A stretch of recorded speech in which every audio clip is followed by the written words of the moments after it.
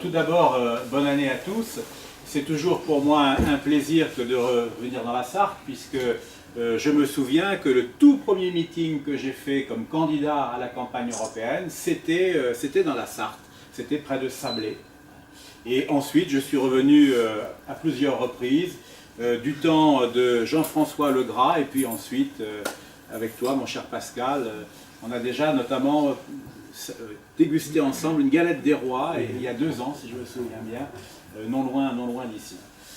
Alors, je vais vous parler de 2 choses. D'abord, bien sûr, de la campagne présidentielle de Marine, qui s'annonce très bien, et puis ensuite un peu quand même de ce qui se passe à l'Union européenne, les deux sujets étant un peu liés. Je faisais signe à monsieur. Alors, oui, il y a encore une place si quelqu'un veut s'asseoir. Oui, je vous en prie. Alors tout d'abord, la campagne présidentielle de Marine Le Pen, eh bien, comme Pascal l'a dit, on n'a jamais eu autant de chance que cette année de remporter enfin les élections présidentielles. Il y a en effet un alignement des astres qui nous est très favorable, et l'expression est aussi de Marine. Elle pense que non seulement sa propre candidature est appréciée des Français, mais qu'en plus, coup de chance, les autres candidats qui sont face à elle ont beaucoup de handicaps pour lui barrer la route. Alors d'abord, quels sont les atouts de Marine? Eh bien, son atout principal, c'est qu'elle n'a jamais varié de discours depuis qu'elle fait de la politique. Elle n'a jamais changé d'avis, c'est-à-dire que la ligne directrice de son discours, c'est le retour de la souveraineté nationale. C'est en ce sens qu'elle combat l'Union européenne, qui nous l'a capté, mais c'est aussi en ce sens qu'elle élabore son programme.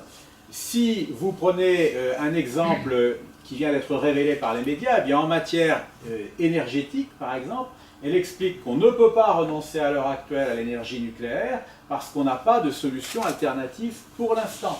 C'est la raison pour laquelle elle souhaite sécuriser nos centrales nucléaires, rénover tout cela, il y en a malheureusement bien besoin, assurer notre indépendance aussi grâce à cela, car n'oublions pas que le nucléaire, c'est pour nous une condition de notre indépendance énergétique, notamment par rapport aux pays arabes qui nous fournissent en pétrole. Mais ça ne suffit évidemment pas. Marine veut développer l'innovation pour imaginer les énergies de demain, puisque progressivement, bien sûr, la part du nucléaire est appelée à diminuer. Eh bien, vous voyez, ce qui est au cœur de cela, ce n'est pas seulement un effet de mode, c'est une véritable réflexion sur ce que doit être l'indépendance de la France en matière énergétique. Alors, si on prend d'autres sujets, eh bien, en matière de santé, il faut absolument conserver notre sécurité sociale. Alors, elle est bien malade, il y a certainement des mesures à prendre pour en rétablir l'équilibre, mais ce ne sont pas du tout celles qui sont préconisées par son principal adversaire, M. Fillon. Il ne faut pas privatiser la sécurité sociale, c'est notre bien de tous, il faut la remettre sur les rails. Et comment? Eh bien, justement, en réservant l'accès à ceux qui y ont droit prioritairement, c'est-à-dire aux Français. Il y a beaucoup d'étrangers à qui on a laissé l'accès imprudemment à la sécurité sociale. Il y a également beaucoup de trafic de cartes vitales contre lequel on n'a pas agi suffisamment. Il y a là beaucoup d'économies à faire, et Marine aura l'énergie pour les faire. Mais en aucun cas, la solution est de transférer le poids de la santé aux mutuelles privées.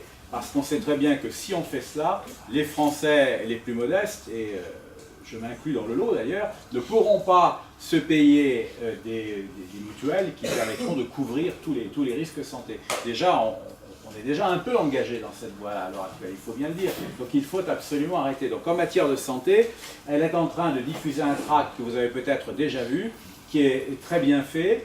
D'un côté, elle rappelle les grandes lignes de son projet qui vise à sauver la sécurité sociale, et puis de l'autre côté, au verso, il y a les grandes étapes du programme de François Fillon qui rendrait évidemment la sécurité sociale malade.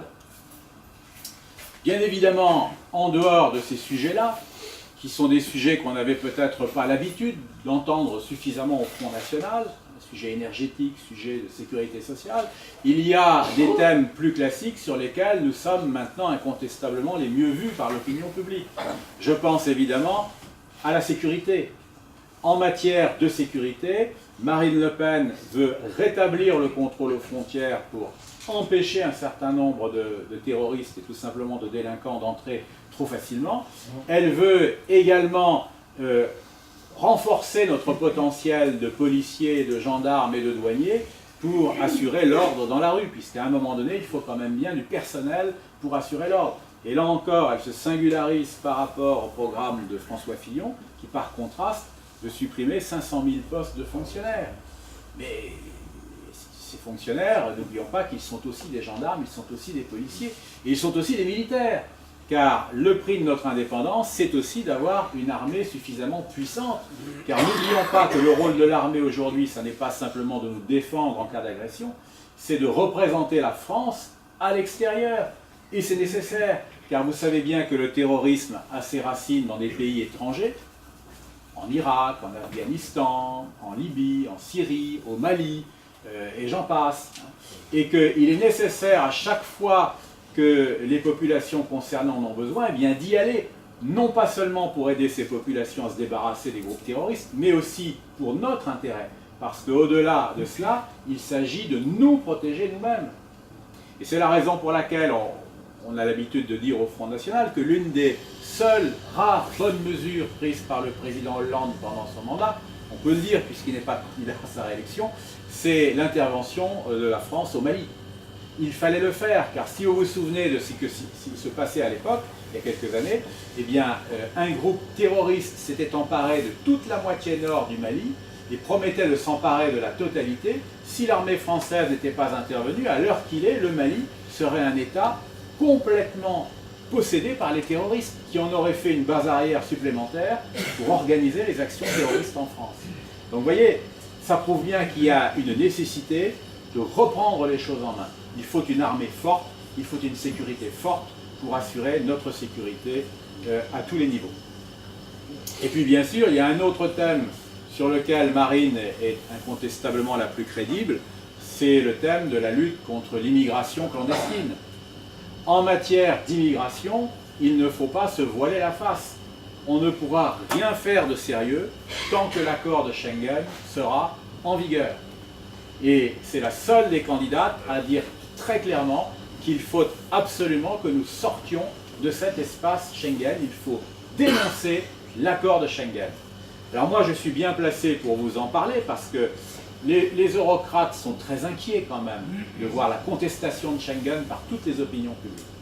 Et pratiquement un débat sur deux maintenant dans les commissions auxquelles j'assiste à Bruxelles, un débat sur deux, c'est pour essayer de savoir comment on va faire pour sauver l'espace Schengen. Vous voyez l'inquiétude? Alors, les mesures qui sont imaginées, ce sont des mesures en trompe-l'œil. Vous avez tous entendu dire, par exemple, que pour sauver Schengen, l'Union a remplacé l'agence Frontex par une nouvelle agence, qui est l'agence européenne de garde-côtes et de garde-frontières.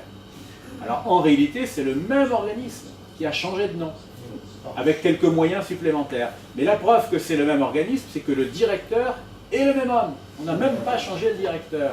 Alors Frontex a complètement échoué, puisque quand même l'agence Frontex qui est chargée de surveiller les frontières, vous voyez bien ce que ça a donné. 2 millions de personnes qui sont entrées sans y être conviées, rien qu'en 2015. Et ça continue depuis. Alors la nouvelle agence avec un tel directeur ne sera pas beaucoup plus efficace. Donc vous voyez, c'est vraiment une réforme en trompe-l'œil. On agite les médias pour faire croire qu'on agit alors qu'en réalité on ne veut rien changer.